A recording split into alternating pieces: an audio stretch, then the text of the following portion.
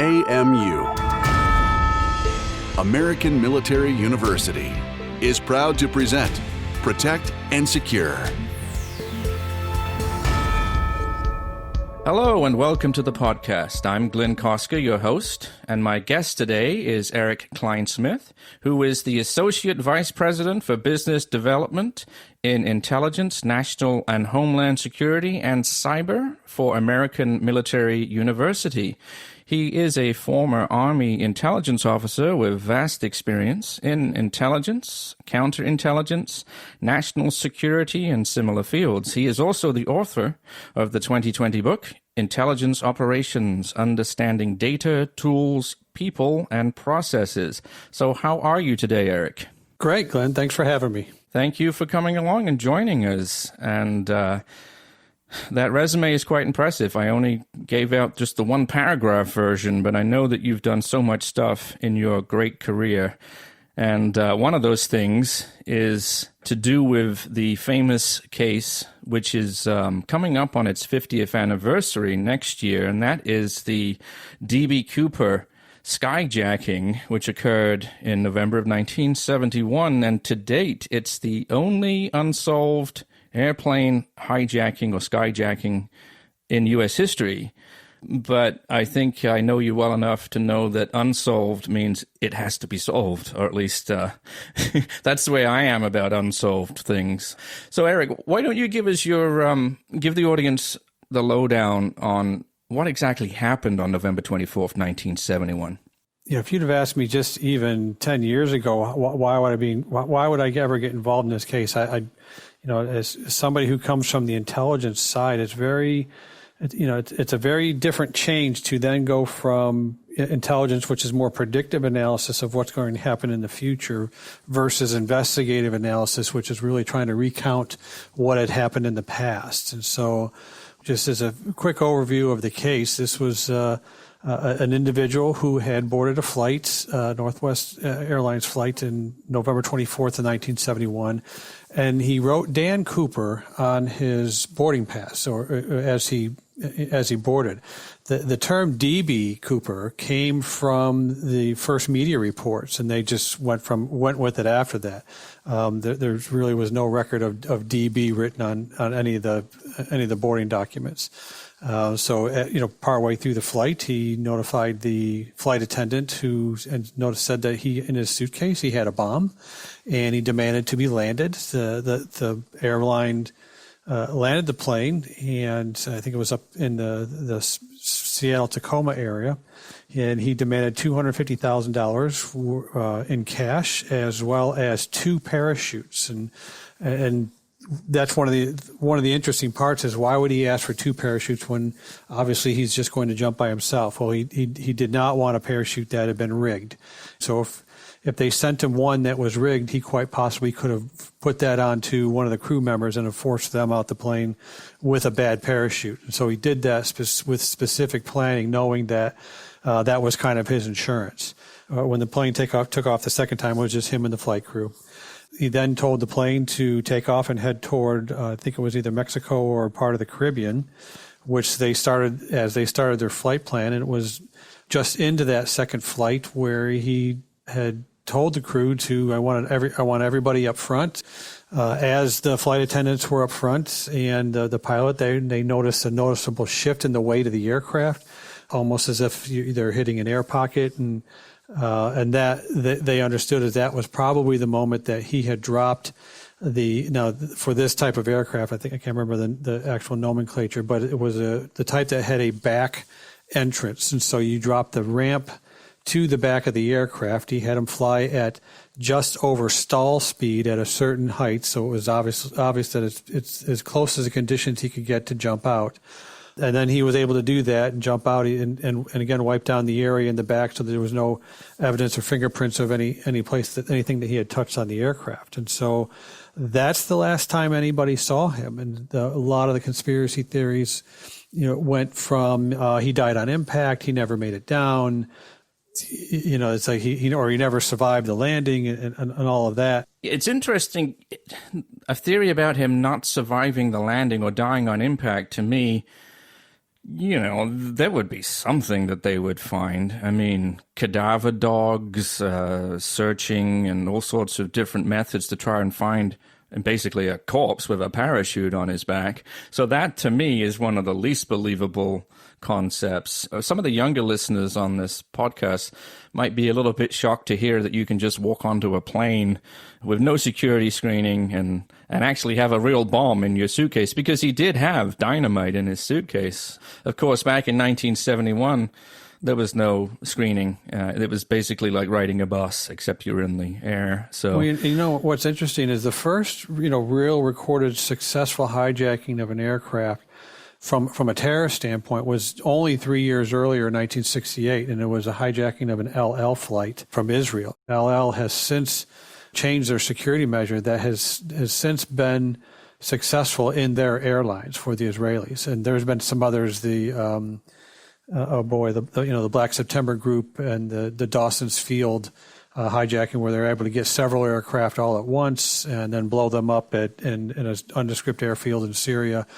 All of that was taking place in the late 60s, early 70s, but in the U.S. that wasn't even entered into our lexicon, that hijack or skyjacking or any kind of terrorist type or a ransom event would take place. So this was really the first of its kind for our U.S. law enforcement to deal with as well. And obviously this was an FAA case and then picked up by the FBI. But one of the frustrations that we had, even when we're doing our investigation as a cold case, is the same group within the local FBI field office that handled cold cases was the same team that worked missing and exploited children. So what's your priority? A live human being that has been abducted this week, or somebody's child, or a 50-year-old case that didn't kill anybody and only asked for that amount of cash. I mean, that's one of the reasons why we felt also it wasn't solved, because it was never a priority when you line it up against obviously more important live cases that were ongoing. Right. I suppose that's understandable, but at the same time, it's one of the biggest mysteries that we've had in law enforcement over the last 100 years. So why don't you give us a little bit of info about the immediate aftermath? I mean, the authorities came in, the FBI. What was it that they found on the flight, and what kind of physical evidence did they have right after that flight landed and all these events had just taken place? What was interesting, and this is outlined in the first documentary that our team did for the History Channel in 2017. They go over a lot of the details, and they found out that there was very little physical evidence that there was available to them going on the aircraft later. In fact, the flight attendant, and this gets to another point later on I'll get to, but the flight attendant, themselves even had a hard time describing what he looked like. And part of that was just from the psychological shock. The thing about the cold case investigations, and this is what we're finding, because I'll tell you right now, I am on several cold cases because of this one. And we're seeing the same pattern over and over, in that it is very hard, next near impossible, to solve a cold case by recreating the previous investigation that had already been made. And because what you're doing is you're working yourselves along a timeline. You're saying, these are all the things that we know that happened up until the crime was committed. After that, we don't know, but we have all these different branches of things that could have happened. Now let's take a look at each one of those and see if that's the right. Problem is it's hit or miss at that point, because your leads dry up. That's why the case goes cold. For this case, as we got into the investigation, we were actually given information about who the person was. And so that's the start point of our investigation, is we took the name of the person and we started to work that backwards to either confirm or deny that person. And if you can immediately deny and say, no, this doesn't line up, whoever gave us this story was a kook or whatever, and it's case closed, we didn't solve it. But for this one, the person that we identified, too many things started falling into place. And our team lead is a guy named Tom Colbert, and he works as an investigative reporter and a producer of several law enforcement shows. He's had a wealth of experience, and so the initial tip-off to Cooper's real identity didn't come from him just diving in and says, today I think I'm going to be a conspiracy theorist and find out who this guy is. It was on another investigation that he was running when he was investigating a heroin drug triangle between Las Vegas, Seattle, and Los Angeles. And as he was, reporting and talking to different folks, it was then that one of his sources fingered and says, I tell you, this is the guy. One of the guys that you're looking at is the guy that has told me that he's D.B. Cooper. And he says, no kidding. And he gave up a guy his name was called Dick Briggs, John Richard Briggs or Dick Briggs.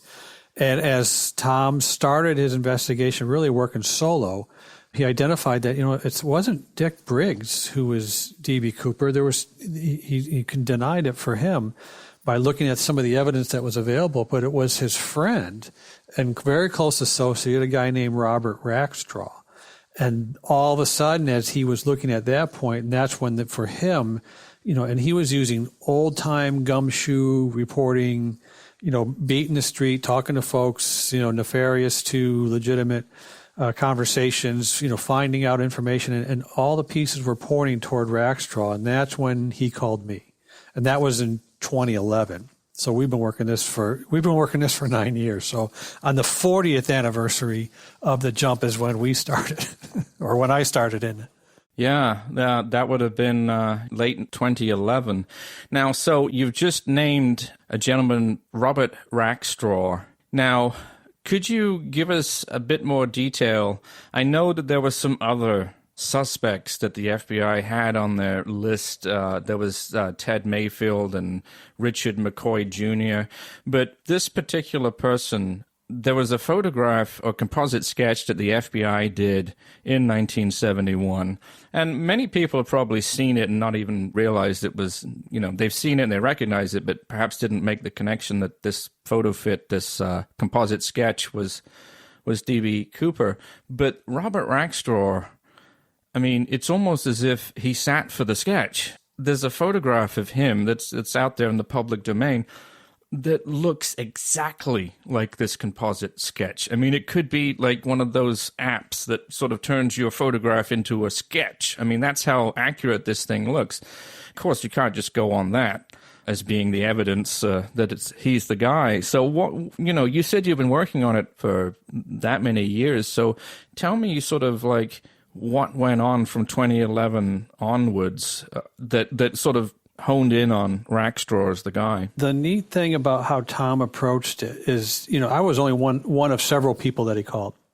And he was able to, from his years of experience of doing other investigations, he had a whole litany of folks that were experts in different areas. And so the first time that he called somebody that had an intelligence background to do analysis of all the pieces, as more of a my approach was more of a holistic support to them. So his frustration was that he had built so much data, and at the time he brought me in, he had already had, I want to say, 50 to 60 pages just worth of his investigative notes as he was putting them together. And he was going to various law enforcement, talking to different folks, and he was plopping this large document on their desk, and who's going to read that? No one. So one of the things he came to me for was to find a way to portray this in a more accurate manner. And so at the time I was running the U.S. Army intelligence training program for the individual soldiers within the military. So I had a program of about 150 instructors I was in charge of. But one of the things that we did is we did teach a lot into the data mining tools, link analysis, time event analysis, that kind of thing. And so I took the dossier that he had given me and I handed it to one of my link analysis instructors. And the guy was David D'Alessio, fantastic guy, former drill sergeant for the Army out of Pennsylvania. And I said, all right, just, put something together and we'll start playing with it. Throw the information in a link analysis chart. And he came back in about a half hour. He goes, I don't want to work on this anymore. And I was like, what's the problem? I was like, this guy's bad. This guy has killed people. And I was like, yeah, forgot to tell you, there's a bunch of other things that are tied to this guy. And so, so it was, we got through it. I talked him through it, and I was like, look, this is, you'll see a lot of other things. And that's one of the reasons why I believe that he never came forward. Once we had this link chart done, there were so many neat things that we were able to show with this chart and clear up. And it's, what you do when you're doing data mining, when you're doing visualization of data, you're taking those 60, 70 pages worth of documents. Instead of having to read them, you're visualizing them. So you're seeing all of that in a link chart, very complex chart that we ended up with. It actually showed us a lot of different things that we went back to Tom and said, you know what, you really need to start talking about this person, or you need to start asking these folks these questions, because this is the gap that we're seeing in the chart, or this is a new lead that if you read through the document, you're not going to pick out. But when you can visualize it, you're going to pick that out in a second. This is a person that's probably tied to this other person or whatever. And that's the whole beauty of doing that kind of analysis. And so once we gave that chart back to him, Tom and another investigative reporter did a cold approach. And actually, they filmed it as they approached him. First they came to him. He was the guy was working in a shipyard in San Diego at the time. He owned a yacht called Poverty Sucks, and they told him that we were just doing a documentary, that kind of thing. But then they came back the next day and they handed him the chart that we had made, and he looked at that chart and just sat there and stared. And then just started picking that out. And Tom was walking him through. I said, well, that's you, right? I said, oh, yeah, that's me. I said, oh, boy, you got Dick Briggs there. Yep, that's him. That's him over there. And he started verifying different pieces. But again, he could not come forward and say that he was the guy. Tom was able to, get as much information as he could. He did pick up DNA evidence because he had thrown a water bottle that he was drinking from away into the trash, and so he added that to his bevy of information. But what became some of the key pieces is that Tom was able to dig up information on what happened after he landed, after the jump, and that part has not really come out yet. There's some articles about that Tom had talked about. If you go to the website dbcooper.com, that's his website. It's all the information that he has that's lined up there. It's a link to his book, The Last Master Outlaw. But what they ended up doing, and again, this was in 2017, was they gathered a team of local folks that he was working with out in California. They went up into the hills of California, and based upon the fact that somebody was waiting to pick him up, that was a small aircraft pilot, a charter flight, was waiting to pick him up once he landed. He had to walk, I think, less than a mile from where he landed down to a small remote airstrip, and then he was picked up from that aircraft, taken to another aircraft, did a couple of jumps, and was taken to where he had a car to drive away with everything. And so what Tom did is he took part of our team. They went up into the hills of Northern California, and they started digging in areas where the witnesses said that this is where the guy came from. They started digging, and they found a piece of the parachute, and is actually the canvas portion of the parachute that you kind of covers up. When you open the parachute up, it's for the housing of the parachute itself, and it was a piece of canvas, and it lasted for 50 some years, and they handed that over to the Bureau. But if we were able to identify that this is the type of parachute, it was the exact part that it came from. This is the exact parachute. This was the same parachute that he was given. And these guys would never have been able to go into the millions of square miles of wilderness of Northern California unless every piece of information they had about when he landed and when he picked up and where he walked out of the woods from to this remote landing strip, if none of that was true, they never would have found this piece of the parachute. And so that one physical piece validated almost every part of that. And because it validated that part, the rest of the story of this guy's life started to fall into place as part of that. And to me, from when I was doing the analysis portion of it, this was all these different areas were added on after we had finished creating this chart, and that started putting the pieces together. Wow.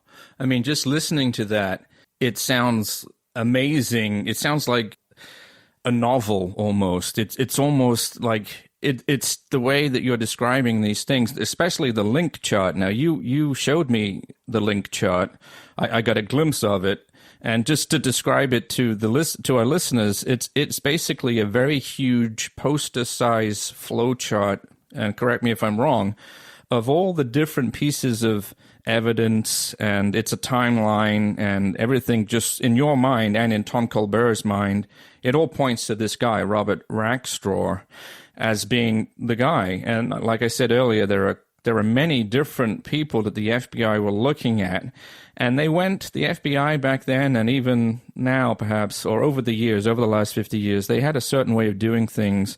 And like you said at the beginning, that's old. You're not going to solve this by taking those case files, looking at them, and let's just try this again, because that's just going to get you to the same roadblocks. But what you did, or what your team did, or Thomas Colbert, was just attack it from a whole different angle. And let me just say, there are a lot of conspiracy theorists out there about D.B. Cooper. I mean, not to be too blunt, but there are a few chuckleheads out there that they have a conspiracy theory about everything.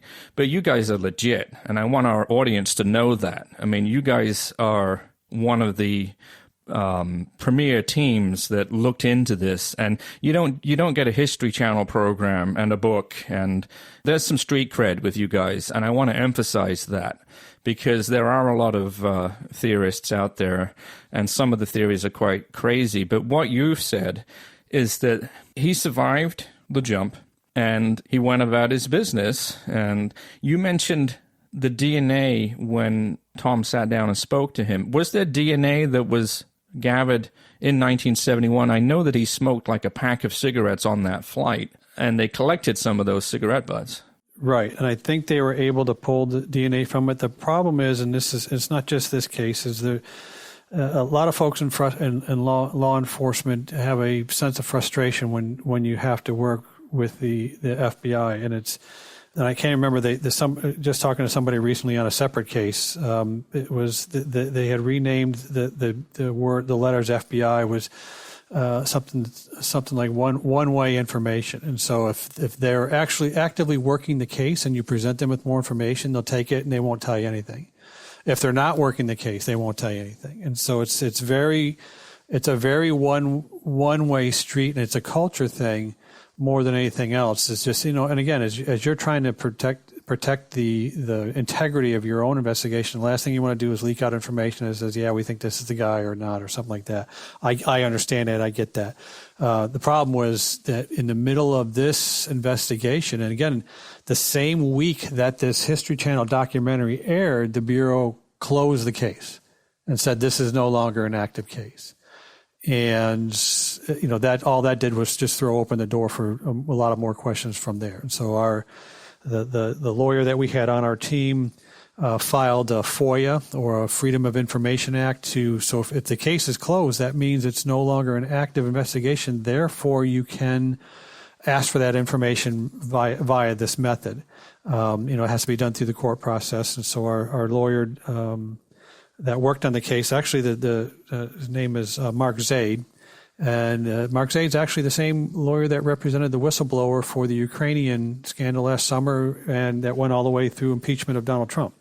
So that was, as we started getting, tried to get more information about what they knew and what they had, we found more documents, found more eyewitnesses that one of the reasons, and again, this is our theory, and this is what we're pushing forward as we're shopping around another documentary for this, is we think that the reason why the FBI stopped investigating is because he was an asset to another organization, the Central Intelligence Agency. And this was back from his time in Vietnam. He was a warrant officer in the U.S. Army.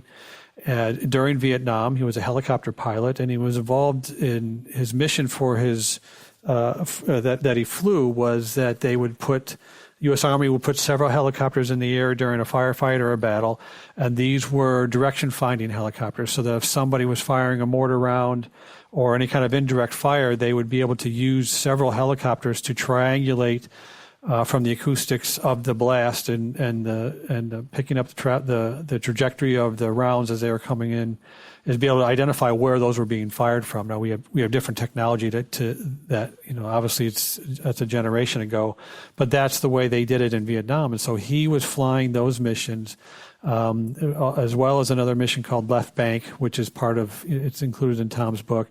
And he shared the same base as the CIA that was running the Air America operations. And so we have lots of strong indicators and some evidence that he was flying Air America on the side.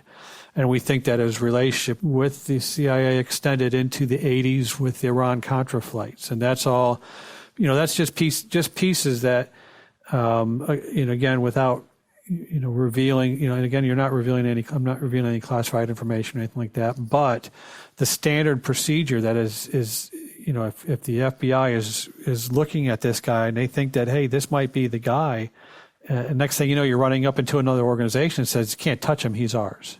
And there's a huge classification issue, 70 years from now when they declassify all kinds of different records of the time, and this could be, 20 years from now or wherever, you'll see that come out. So that's one of the reasons why we think the case was never solved, is that it was not meant to be solved because of his relationship with the other part of the government. This is Glynn Cosker, your host, and today I'm talking to Erik Kleinsmith about the D.B. Cooper case, and we'll be right back. The national security field needs skilled people capable of analyzing data and converting it into meaningful insights for national decision makers and private companies. American Military University offers bachelor's and master's degrees to equip intelligence community professionals with the knowledge they need. Learn from leaders in the intelligence community. Apply now at amuonline.com. And we're back. And let's get right back into this discussion, Erik. So it's interesting to me that after this hijacking took place, there were countless different theories about what happened and why. If there is a why, have you looked into why somebody would want to do this? I mean, there are other ways to sort of solicit $200,000 without jumping out of an airplane. Well, and that's the thing, that goes back to what was he pissed off at? And as we looked into his background, we had learned that he was actually released from the military with a less than honorable discharge because he had lied about having much of his record. And so he lied that he had 2 bachelor's degrees, and which was a requirement for a warrant officer and even company grade officer, lieutenant status on up. And so that's part of why he was removed. So that kind of crashed his life, right at the beginning, because he was ejected from the military. So that's what we felt was his reason on why, when you say, why are you pissed off? I'm pissed off at a lot of things, but several other things that he was involved with during his life, lots of other, I want to call them grifting operations or that kind of thing that he was doing from time to time. And we think, again, that's another reason why it fit his profile or his signature, however you want to say, but it was also showed that of one of the reasons why he didn't want to come forward. And that's one of the first things I went back to Tom, was like, you're never going to get this guy to admit it, because if he admits this, he's going to have to own up to all these other things that he had done during his life. Now, unfortunately, he passed away last summer in 2019. And, in the time before he had passed away, we know that he was, in active negotiations with Tom Colbert through his lawyer, through Tom's lawyer, to actually have him come forward. And the deal Tom was trying to work with him is to explain him is like, you didn't kill anybody. It was not that big of a crime. You may do, at your age, 6 months to a year, maybe some other, at home restrictions, but you'll never have to pay for a drink the rest of your life because of the cult following that's behind that. But we still could not get him to come forward. And again, he's spent his entire life circling back around there. At times, we know from folks that he would brag about and say, yes, I was him. But then when anybody seriously talked to him, he would change his demeanor and change his mind. So one of the big indicators we got, and this is one of the things that we most recently came out from is he wrote several letters to different newspapers and to the FBI after he jumped. He wrote 6 of them. It's only been recently that we had one of our another one of the contacts of Tom Colbert was able to get a code breaker to take a look at these letters, and he had been poring over them for weeks, and he broke that there were the codes that were hidden within each of these 6 letters, to the point where on the last letter he finally signed his name, essentially saying that he was who he was, and again writing it in codes that this guy was able to extract from the letters themselves. But he also said, if any, I can't remember exactly the phrasing, but he said that if I am caught, I am this. This is my name. I am CIA, and that's one of the pieces that how we linked that to him is like he just said that if he ever got caught, contact the CIA. They'll take. I think it was his belief that they would take care of him. Interesting. So this expert looked at these letters that D.B. Cooper, of course, the pseudonym that he went by, he wrote these letters, and this expert was able to see links in between each letter. Basically, if I was to read the letter, I wouldn't see anything, but this person was an expert in code cracking, so to speak, and he saw a pattern in each of these letters which basically solidified who the guy was. And it wasn't for this, for anybody else, it may have been difficult, but this guy came back and said, the reason why I was able to break this is the standard code they use for training in the Army at the time when and again, this guy was, our code breaker was in the military same time. This is where he learned it. He goes, this is the basic code that they were used as a training piece. This is what he's using. So it was not hard for him to crack it once he identified that there were codes in there. And a lot of them were just, what really tagged him was that there were several number combinations within the letters that just did not make sense. They just didn't fit in. And that's when he started poring over it to try to figure out what it was, to decrypt a lot of these things and do that. So again, it was another piece of information. Again, all of this was handed back to the Bureau, and from our perspective is once it was handed over, it was handed into a black hole, and we never heard anything about it or saw anything about it again. Right. Well, there's plenty of people at the Bureau who weren't even born when this event took place. And like I said earlier, they probably get so many of these inquiries a month. And at this point, it's really no longer a crime. It's more of a historical research from our standpoint. And it needs to be solved. I mean, it's like Amelia Earhart going missing. That's another example of something that was an unsolved case. But it doesn't mean that you're still not interested and you don't want to find out the truth. Now, let me ask you, during this whole investigation and finding the piece of the parachute, etc., were there any other suspects that you came across that you were able to eliminate, or how did you hone in specifically? It really wasn't a method of putting up a list of the usual suspects and then going through and investigating each of them and eliminating them. Once we had gotten this, it was really more of an effort to say, either this guy's the guy or the case is wide open. And that's where, the entire investigation focused on, either confirming or denying different pieces. And we, I hit this one with a ton of skepticism. And we've had some, long conversations and long meetings where we were tearing through this data. It's like, wait a minute, you just can't throw this one out. You have to have something that backs this piece up. This doesn't make sense. And so there was lots of skepticism going into this because you don't want to have a cold case team made up of a bunch of conspiracy kooks. That's just a waste of my time, waste of anybody else's time. It's not worth doing that. The veracity of this investigation was key the entire time to put this together. That's why the code breaker was instrumental. We ended up with a team of 45 individuals. All of them were experts, former law enforcement, former Bureau members, active crime scene investigators that are still in the business. We brought in folks all over the place, but it was tough to look at this guy. He's at some point he's had 22 different fake identities. He's had several career jumps. He's had multiple contacts, even posing as a millionaire Swiss entrepreneur living in a northern Oregonian town saying that he was going to spread all kinds of money around town and everything else. And then he took the name at that point of Norman D. Winter. And we knew from that point that if we did research on that part, is that the reason why he took that one is he took it from the name Dick Winters, who was the company commander of Echo 501st Infantry during the Band of Brothers during World War II.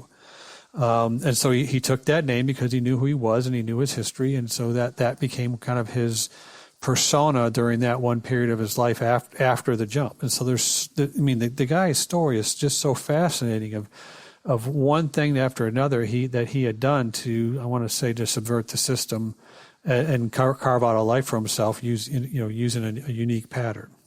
We've got photos of him wearing a lieutenant colonel's uniform with all kinds of fake badges and not fake badges, but obviously the rank we couldn't attribute to him, and all these things. I mean, we had to tear his uniform apart from this photo. Just like, no, he didn't do this. He didn't do this. There's no way he could have done that. I mean, there's all kinds of, again, it was just another chapter of it. Like, this guy was grifting his entire life. Yeah, because some of the other suspects that they've had over the years, the evidence pointing at them is not as strong as Robert Rackstraw. And, the fact that he had a record that after this, 1971 incident, he continued to almost be a fake. And like you said, he had 22 different identities. He tried to fake his own death. He lived all over the place.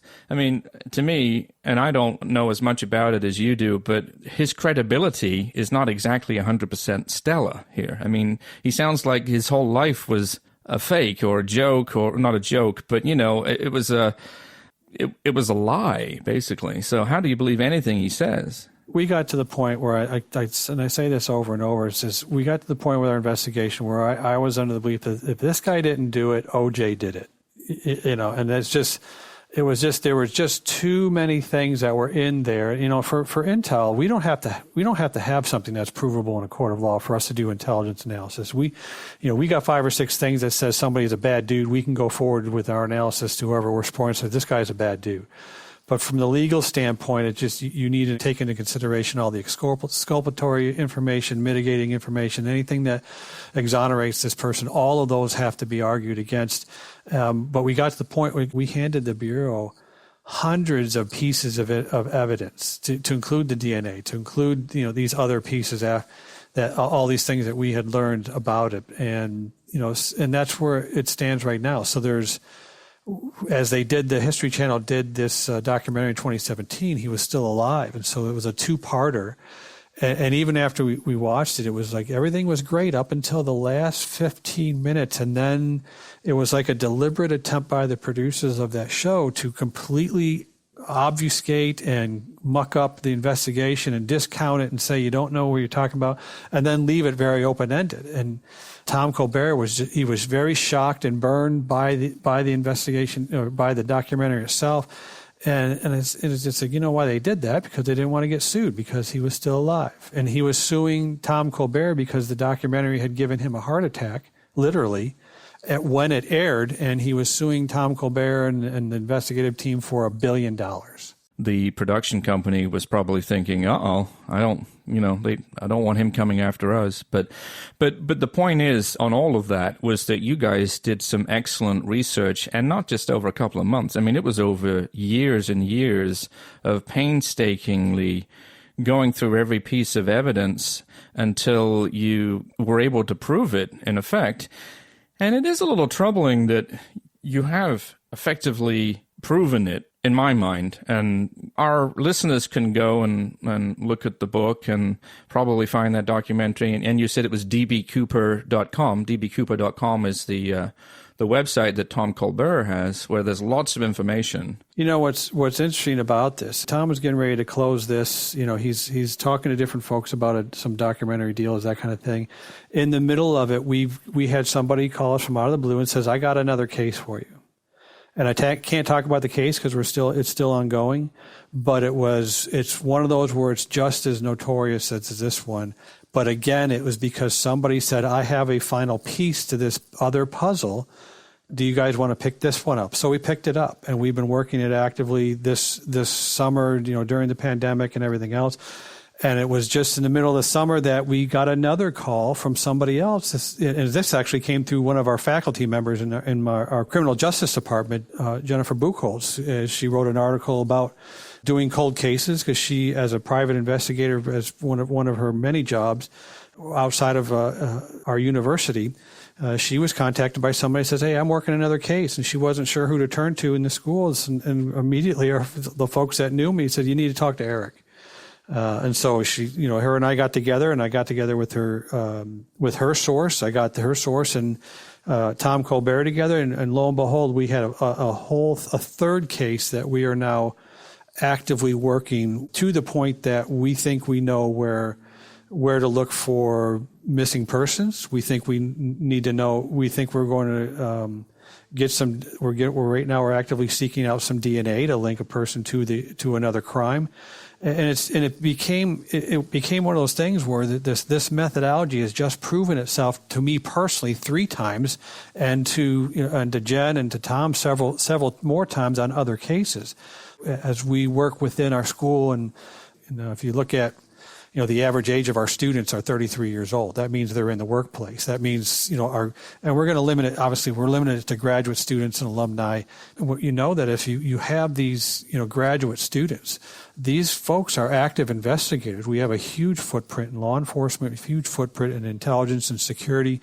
And so, we're now exploring the use of crowdsourcing as a method to solve some of these cold cases.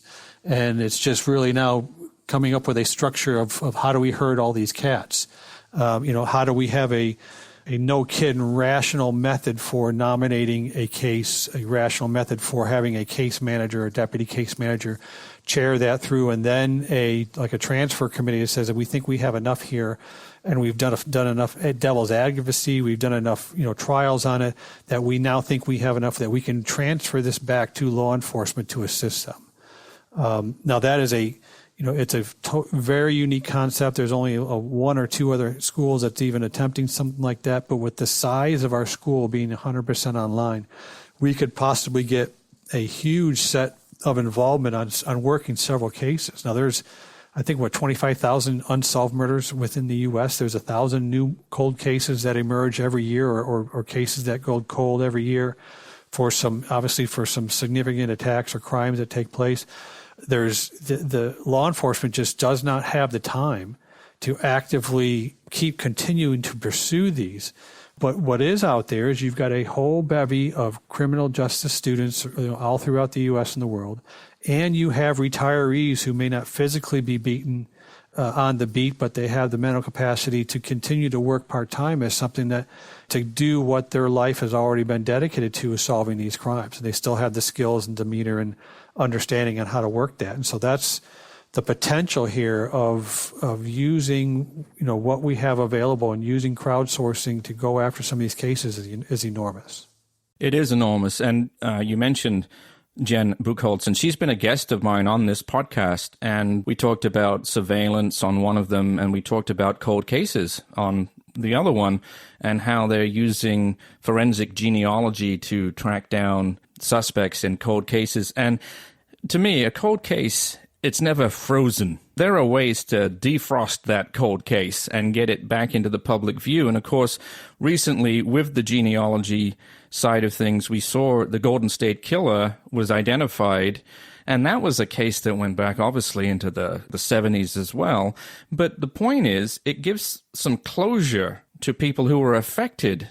For the FBI or the authorities to say, it's just old news. I know that there wasn't any shooting involved, or there wasn't, there was no murder involved in this case. But people, they want the truth. And every cold case that's out there can be solved. And to me, this entire case is so fascinating to me that we've gone this long and have no conclusive evidence, or at least official evidence, of who the person was. And you did a little tease earlier about a couple of other cases that you are going to be looking at soon. And I know that you can't say much about it right now, I'm sure, but I'm excited to find out eventually what that is, because if you do the same sort of true diligence and the work that you guys did on this one, whatever it is you're trying to solve, I'm sure that you will solve it. And part of the, and the reason why we're kind of keeping a lid on it is, one is we do think there are some physical locations that have not been disturbed yet. And so talking about it would just open it up to everybody with a shovel going out there and digging someplace, And at the same time, there's also, it's in both cases that we're looking at, most of the folks that were involved are no longer alive, but those who are alive, out of the respect to the families of the suspects as well as the families of the victim, it's, the last thing we need to do is go out there and trumpet that as as some big, media story for personal attention or gain, when it's really about, again, yes, we get a reward that we've been able to solve a crime from a, ego or moral standpoint, but the real reason why we're doing that is that there's the family members that they've been suffering for their entire lives, either with the knowledge that their loved one was the killer, or that their loved one was killed or disappeared and nobody saw them or whatever. It's that kind of thing that needs that we think about more than anything else. That's always in the back of your mind, and when it's not, you should stop doing what you're doing.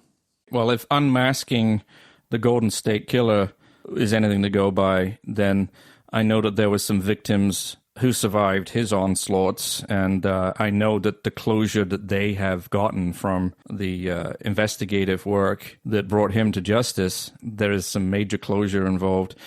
The cold cases nowadays, through the kind of work that you do and the kind of work that forensic geologists do, and various branches of law enforcement and other scientific industries, there's no cold case out there that can't be solved these days. And we've talked about one today. I could talk about it all day, to be honest with you, Erik, but we're coming up on time to close this down a little bit. It's been a fascinating chat with you.